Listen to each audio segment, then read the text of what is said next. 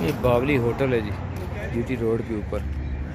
ये हमारी लैला, ये जीटी रोड इधर से जाती है गुजर खान के पास। और बहुत अच्छा खाना है इस होटल का, इन्होंने खाया है और ये भी ढीले हो गए। हम इसमें खाने में देखते हैं चाय, पराठे, दही, मलाइयाँ, चीज़ें, अब्दुलरहमान, सब ने खाना खा के बहुत मज़ा दिया और बहुत अच्छा मज़ा आया। और उन्होंने लिखा हुआ है कि शादी हाल जो है ना, इसके अंदर आप खाना देख सकते हैं जब मर्ज़ी आके, बावली होटल पे आके खाना खा सकते हैं। और गाहक आके देख सकता है अंदर, गाहक आके बहुत कुछ देख सकता है बहुत सी। लेकिन ये लोग आते हैं इधर सारे बड़े दूर दूर से खाना खाने। इसका खाना ताज़ा फ्रेश होता है। इन मोहम्मद जिन्होंने खाना दिया वो ज़राफ़े शराफ़े इधर, मतलब बच्चे खेलते रहते हैं तो इधर आप डेट भी लगा सकते हैं बच्ची के साथ आराम से, थोड़ी देर उसके साथ।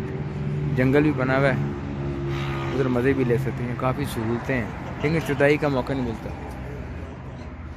ये मोटा जो है ना बहुत हराम खोर है, बकवास कर रहा है। हालांकि मैं शरीफाना तो कमेंट्री कर रहा था, होटल के बारे में बता रहा था, लेकिन ये शहवत दिलाई इस हराम खोर ने और मेरा ध्यान बदला। हालांकि मैं शरीफाना बातें कर रहा था, गाय भैंसों के बारे में बता रहा था, 2 करोड़। हाँ, लेकिन इस मोटे ने जानबूझ के शहवत दिलाई कि मेरे बारे में बताओ। अब जरा पीछे से तबसरा करो यार, वो माई बैठी।